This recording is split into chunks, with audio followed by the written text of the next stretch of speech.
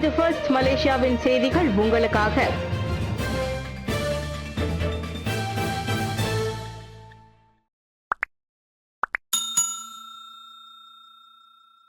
ASEAN மாநாட்டின் போது work from home மற்றும் பிடிபிஆர் நடைமுறையா இன்னும் உறுதியாகவில்லை என்கிறார் ஃபாமி.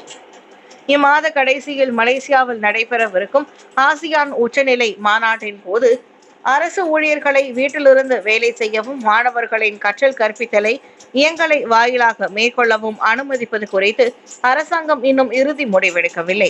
தொடர்புத்துறை அமைச்சரும் மடானி அரசாங்க பேச்சாளருமான டாக்டர் ஃபாமி ஃபாட்சில் அதனை தெரிவித்தார். 2 வாரங்களுக்கு முன் அமைச்சரவை அதனை விவாதித்தது.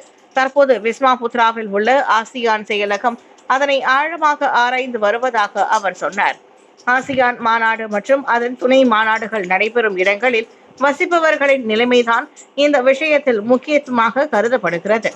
இவ்வாரம் அல்லது அடுத்த வாரம் அமைச்சரவை கூட்டங்களுக்கு பிறகு இது தொடர்பில் தெளிவான அறிவிப்பு வெளியாகலாம் என ஃபாமி கூறினார்.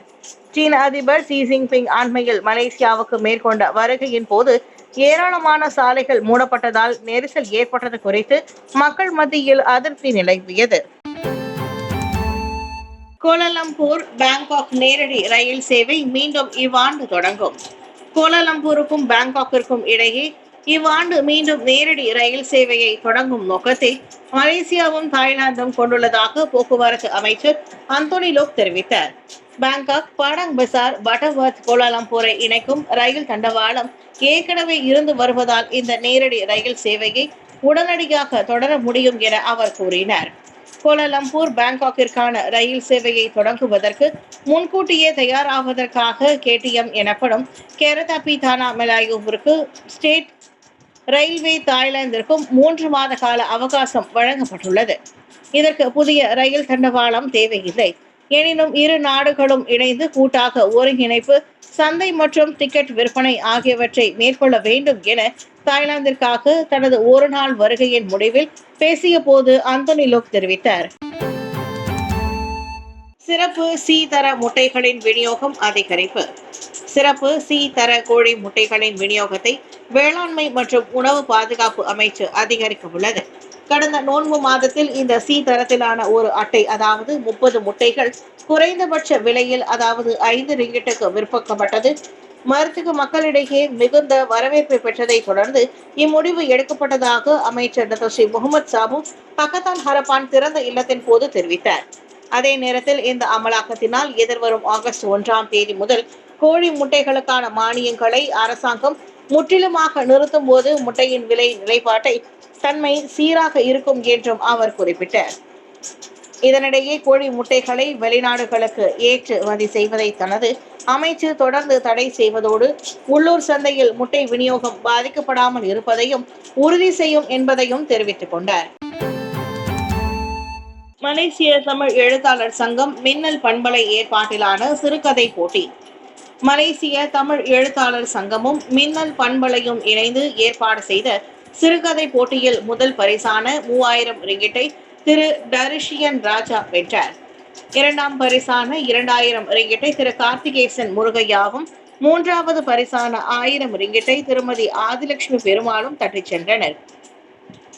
முதல் 3 பரிசுகளை வென்ற எழுத்தாளர்களுக்கு தொடர்புத்துறை துணை அமைச்சர் தியோனி சிங் பொன்னாடை மாலை அணிவித்து சிறப்பு செய்து ரொக்க பரிசும் நல்ல சான்றிதழும் வழங்கி சிறப்பித்தார்.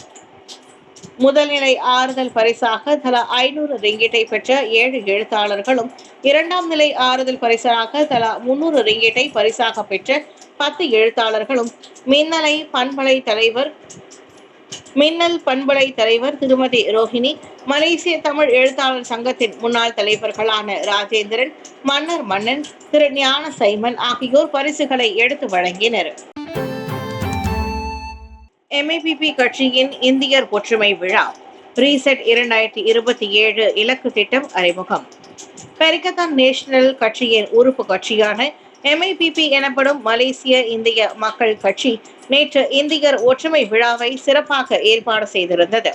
ஸ்லாங்கூர் ஷா அலாம் மிட்லாண்ட்ஸ் மாநாட்டு மண்டபத்தில் விமர்சையாக நடைபெற்ற அவ்விழாவுக்கு பெரிக்கத்தான் தலைவர் தான் ஸ்ரீ முஹிதீன் யாசின் சிறப்பு வருகை புரிந்தார். பெஜ்வாங் கட்சி தலைவர் டாக்டர் ஸ்ரீ முக்ரிஸ் மகாதிர் மலேசிய தமிழ், தெலுங்கு, சீக்கிய மற்றும் மலையாள சமூகத்தை ஒன்றிணைக்கும் நோக்கில் இவ்விழா நடத்தப்பட்டது.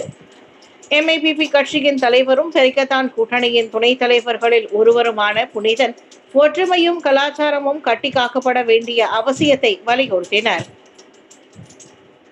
2027 பொது தேர்தலுக்கு முன் இந்திய சமூகத்தின் ஆதரவை பெரிக்கத்தான் கூட்டணிக்கு கவர்ந்து இழுக்கும் நோக்கில் ரீசெட் 2027 தூரநோக்கு இலக்கு திட்டம் குறித்தும் அவர் பேசினார்.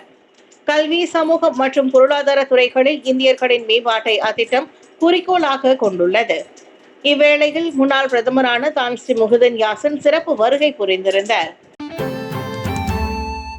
அழிவிலிருந்து ஹாலிவுட்டை காப்பாற்ற வெளிநாட்டு படங்களுக்கு 100% வரியை திணித்தார் ட்ரம்ப். வெளிநாடுகளில் தயாரிக்கப்படும் அனைத்து திரைப்படங்களுக்கும் அமெரிக்க அதிபர் டொனால்ட் ட்ரம்ப் 100% வரியை விதித்துள்ளார். அழிந்து வரும் உள்ளூர் திரைப்பட துறையை காப்பாற்றும் நடவடிக்கையாக அது அமைவதாக ட்ரம்பின் சமூக ஊடக தளமான ட்ரூத் சோஷியலில் தெரிவிக்கப்பட்டது. வெளிநாடுகளில் தயாரிக்கப்படும் மற்றும் அமெரிக்காவுக்குள் நுழையும் அனைத்து திரைப்படங்களுக்கும் அந்த 100% வரியை விதிப்பதை விரைவுபடுத்துமாறு வர்த்தகத்துறை மற்றும் அமெரிக்க வாணிப பிரதிநிதிகளை அவர் உத்தரவிட்டார். ஹாலிவுட்டும் இதர பல்வேறு துறைகளும் கடுமையாக பாதிக்கப்பட்டுள்ளன. இது வெளிநாடுகளின் திட்டமிட்ட சதி என ட்ரம்ப் கூறினார். அதாவது தங்கள் நாடுகளில் படப்பிடிப்புகளை நடத்த அமெரிக்க திரைப்பட தயாரிப்பாளர்களுக்கு வெளிநாடுகள் பல்வேறு சலுகைகளை வழங்குகின்றன. இதனால் உள்நாட்டில் திரைப்படத்துறை நலிவடைந்து வருகிறது. இது அமெரிக்க தேசிய பாதுகாப்பு மிரட்டல் என அவர் சொன்னார். பரஸ்பர வரி என்ற பெயரில் சீனா மற்றும் தனது நேரெதிர் போட்டியாளர்களுக்கு குடைச்சல் கொடுத்து வந்த ட்ரம்ப் திடீரென சினிமா துறையில் கை வைத்திருப்பது ஒட்டுமொத்த உலக திரைத்துறையினரை அதிர வைத்துள்ளது. கோலகிராயில் தாத்தாவிற்கு உதவ வந்த பேர குழந்தைகள் ஆற்று நீருக்கு இரையான சோகம். 16 மற்றும் 17 வயது நிரம்பிய 2 ஓராங் அஸ்லி சகோதரர்கள் Sungai cloth, Kampung luwak cloth ஆற்றில் நண்பர்களுடன் மீன்பிடிக்க சென்றபோது பலத்த நீரோட்டத்தில் அடித்து செல்லப்பட்டு மூழ்கி இறந்திருக்கலாம் என்று அஞ்சப்படுகின்றது. அந்த சகோதரர்களின் தாத்தா ஹம்சா கூற்றுப்படி மே 1ஆம் தேதி அவரும் அவரின் பேரப்பிள்ளைகளும் பஹாங் ரொம்பின் பகுதியை சேர்ந்த 30க்கும் மேற்பட்ட ஒராங் அஸ்லி இனத்தவர்களும் தர்பூசணி பண்ணையில் வேலை செய்ய இங்கு வந்ததாக தெரிவித்தார். இந்நிலையில் அவ்விரு சகோதரர்களும் அருகாமையில் உள்ள ஆற்றில் குளிக்கும் போது நீரில் மூழ்கி இறந்துவிட்டதாக அறியப்படுகின்றது. தகவல் அறிந்த குடும்பத்தினர் சம்பவ இடத்திற்கு விரைந்து சென்று அவர்களை கண்டுபிடிக்க செய்த முயற்சி தோல்வியில் முடிந்தது.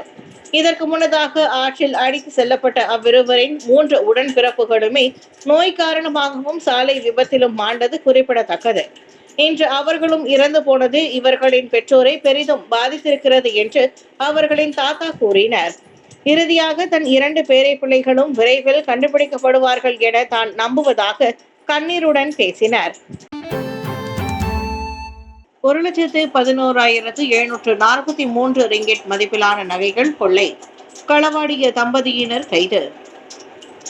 ஷா அலாமில் உள்ள தங்க கடை ஒன்றில் பல நகைகளை திருடியதாக சந்தேகிக்கப்படும் தம்பதியினர் கடந்த வெள்ளிக்கிழமை புன்சாக் அலாமில் கைது செய்யப்பட்டனர். சம்பந்தப்பட்ட கடையின் விற்பனையாளர் காவல்துறைக்கு அளித்த புகாரின் பேரில் அவ்விரண்டு சந்தேக நபர்களும் கைது செய்யப்பட்டதாக ஷா அலாம் மாவட்ட காவல்துறை தலைவர் முகமது இக்பால் இப்ராஹிம் கூறினார். மேலும் இச்சம்பவத்தின் போது பயன்படுத்தப்பட்ட துணிகள் மற்றும் திருடப்பட்ட மொபைல் போன்கள் மற்றும் நகைகளையும் போலீசார் பறிமுதல் செய்ததாக அவர் தெரிவித்தார். அவர்கள் களவாடிய நகைகள் குறித்து சில குத்தகை விடப்பட்டதாகவும் சில விற்கப்பட்டதாகவும் அறியப்படுகின்றது. அவைகளையும் போலீஸ் பறிமுதல் செய்துள்ளது. தொடர்ந்து 25 மற்றும் 23 வயதுடைய அந்த தம்பதிகள் வேலை இல்லாதவர்கள் எனவும் எந்த குற்றப்பதிவையும் இதற்கு முன்பு கொண்டிருக்கவில்லை என்பதும் விசாரணையில் தெரிய வந்துள்ளது. இருந்தாலும் இச்சம்பவம் குறித்த விசாரணை மேலும் தொடரும் என்றும் அவர் தெரிவித்தார். 10 பொழுதுபோக்கு மையங்களில் திடீர் சோதனை, 38 பேர் கைது. கோலாலம்பூர் மாநகரில் லைசன்ஸ் இல்லாமல் செயல்பட்ட 10 பொழுதுபோக்கு மையங்களில் மேற்கொள்ளப்பட்ட ஒப்ஸ் நோடா பரிசோதனையில் 22 முதல் 48 வயதுடையோர் 38 பேர் கைது செய்யப்பட்டனர். வெள்ளிக்கிழமை இரவில் மேற்கொள்ளப்பட்ட இந்த நடவடிக்கையில் உள்நாட்டை சேர்ந்த 7 Vangaladesam, Uganda, Vietnam, Cambodia, Indonesia, Kenya மற்றும் இந்தியாவை சேர்ந்த பிரஜைகளும் கைது செய்யப்பட்டதாக கோலாலம்பூர் போலீஸ் தலைவர் டாக்டர் ருஸ்டி முகமது இசா தெரிவித்தார். மேலும் அந்த பொழுதுபோக்கு நிலையங்களில் உள்ள சாதனங்கள், சிசிடிவி கேமராக்கள், 2892 ரிங்கெட் ரொக்கம் ஆகியவையும் பறிமுதல் செய்யப்பட்டன. அந்த பொழுதுபோக்கு நிலையங்கள் அனுமதியின்றி வெளிநாட்டு தொழிலாளர்களையும் வேலைக்கு வைத்திருந்ததாக அவர் கூறினார். லேடி காகா இசை கச்சேரியில் வெடிகுண்டு தாக்குதலுக்கு திட்டமா? தவிடுபொடியாக்கிய பிரேசில் போலீஸ். உலக புகழ்பெற்ற பிரேசில் கடற்கரையான கோபகபானில் பிரபல அமெரிக்க பாடகி லேடி காகா நடத்திய இசை கச்சேரியில் வெடிகுண்டு தாக்குதல் நடத்தும் முயற்சி முறியடிக்கப்பட்டுள்ளது. வெறுப்புணர்வு மற்றும் இளையோர் மத்தியில் தீவிரவாத சிந்தனைகளை தூண்டும் கும்பல் ஒன்று அந்த சதி திட்டத்தை தீட்டியதாக பிரேசில் போலீசார் கூறினர். சொந்தமாக தயாரித்த வெடிகுண்டு மற்றும் பெட்ரோல் குண்டை பயன்படுத்தி இந்த தாக்குதலை மேற்கொள்ள இளையோர் உள்ளிட்டவர்களை அந்த கும்பல் சேர்த்துள்ளது விசாரணையில் கண்டறியப்பட்டது. எனினும் உளவு தகவல்கள் அடிப்படையில் அத்திட்டத்தை முறியடித்த போலீஸ் 2 சந்தேக நபர்களை கைது செய்தது. அவர்களில் ஒருவன் அந்த கும்பலின் தலைவன் ஆவான். சட்டவிரோதமாக ஆயுதங்கள் வைத்திருந்ததன் பேரில் அவன் கைதானான். இன்னொருவன் சிறார் ஆபாச படங்களை வைத்திருந்ததன் பேரில் கைது செய்யப்பட்டான். இளையோர், குறிப்பாக 11 வயதினர் மத்தியில் தீவிரவாத சித்தாந்தத்தை பரப்ப அந்த கும்பல் கோட் வேர்ட் எனப்படும் ரகசிய குறியீட்டை கொள்ளைக்கு பயன்படுத்துவதும் தெரிய வந்துள்ளது.